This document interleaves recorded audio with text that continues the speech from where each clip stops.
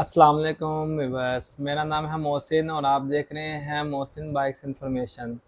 जैसा कि आज की वीडियो में मैं आपको बताऊंगा कि आपकी बाइक की जो फ्यूल एवरेज होती है वो कैसे कम होगी। ठीक है, तो मुझे बड़े कमेंट्स आते हैं, मुझे बताएं, हमें बताएं कि फ्यूल की एवरेज कम नहीं हो रही। बड़े हजरात जो हमारे पास आते हैं वो यही कहते हैं हमने बड़ी जगह से जो है ना इसकी फ्यूल एडजस्टमेंट करवाई है, लेकिन वो समझ नहीं आती, फ्यूल एडजस्टमेंट नहीं होती, पेट्रोल बहुत ज़्यादा खाती है। तो आज का टॉपिक मेरा यही है कि मैं आपको बताऊंगा कि आप कैसे पेट्रोल की एडजस्टमेंट सही तरीके से, ओरिजिनल तरीके से कम करवा सकते हैं। ठीक है, सबसे पहले आपने किसी अच्छे से मैकेनिक के पास जाना है। ठीक है, उसके बाद जाके आपने पहले इसकी ट्यूनिंग करवानी है अपनी बाइक की। 70 है, 125 है, चाइना बाइक है, सबकी जो है ना अलग अलग जो है एवरेज होती है। 70 की एवरेज जो है ना होंडा सिटी 70 की, उसकी तकरीबन तकरीबन बनती है कोई 1 लीटर में ना कुछ तकरीबन 70 किलोमीटर, 65 से 70 किलोमीटर करती है। और चाइना की बाइक जो है वो 50 से 55 करती है। होंडा 125 जो है वो 45 से 50 करता है 1 लीटर में।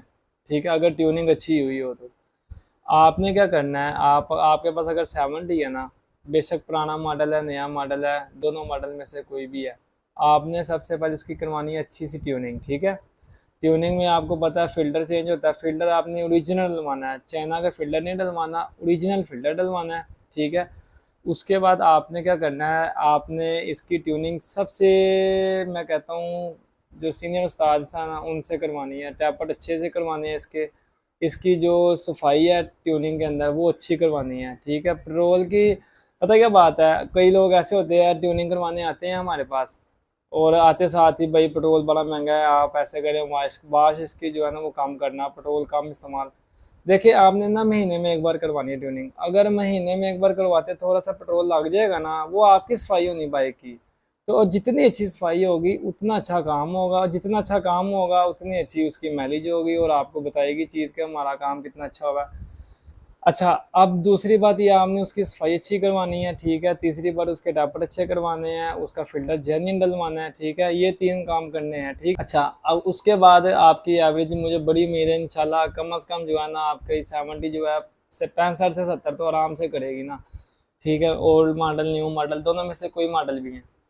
और अगर आप आ जाओ अगर इसके बाद अगर आपकी पेट्रोल एवरेज भी नहीं फ़र्क पड़ा, ठीक है, आपका ट्यूनिंग करवाने के बाद भी फ्यूल एवरेज एडजस्टमेंट नहीं ना हो रही, तो आपने पता क्या करना है, आपने ना इसके हेड का काम करवाना है, हेड के वालों का काम करवाना है। ठीक है, क्योंकि इसका बहुत बड़ा जो है ना हेड के अंदर वालों का भी बहुत बड़ा रद्द-ए-अमल होता है। ठीक है ना, वाल जो होते हैं ना, इसका बड़ा वाल एक फ्यूल फ्यूल का होता है। ठीक है, उसका भी मसला हो सकता है, इसके छोटे वाल में मसला हो सकता है। इसका वाल जो होता है वो उसका फ्यूल का वाल होता है। तो इसके वाल चेंज करवाने हैं आपने, इसके वाल की सीलें चेंज करवानी है। ठीक है, और कोशिश करें कि अगर पहले तो आपने ट्यूनिंग करवानी है, ये नहीं है कि पहले जाते ही आपने जो है ना मैकेनिक को कह देना जी मेरी फ्यूल एवरेज मोस्टली खराब है तो तुसी इंज करो जी ये वाल ही चेंज कर दो। पहले वाल चेंज नहीं करवाने, पहले आपने इसका ट्यूनिंग का काम करवाना है, फिल्टर ओरिजिनल डलवाना है, चाइना का फिल्टर नहीं डलवाना। ठीक है, 2 काम।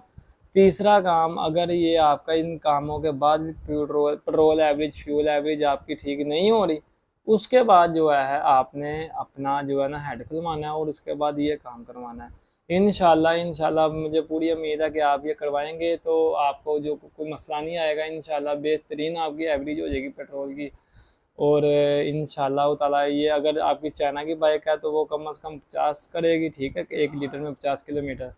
और अगर आपकी 70 है तो वो तकरीबन करेगी 1 लीटर में 65 से 70 किलोमीटर इंशाल्लाह। ठीक है, और अगर 125 है CG 125 उनका भी यही हिसाब है, अगर 125 उसका तकरीबन 45-48 किलोमीटर 1 लीटर में करता है, आम 50 भी करता है। ठीक है, तो बस कोशिश करें कि आप ये काम करवाएं इंशाल्लाह। और अगर मेरी वीडियो अच्छी लगे तो इसको लाइक शेयर और सब्सक्राइब कर दिया करें।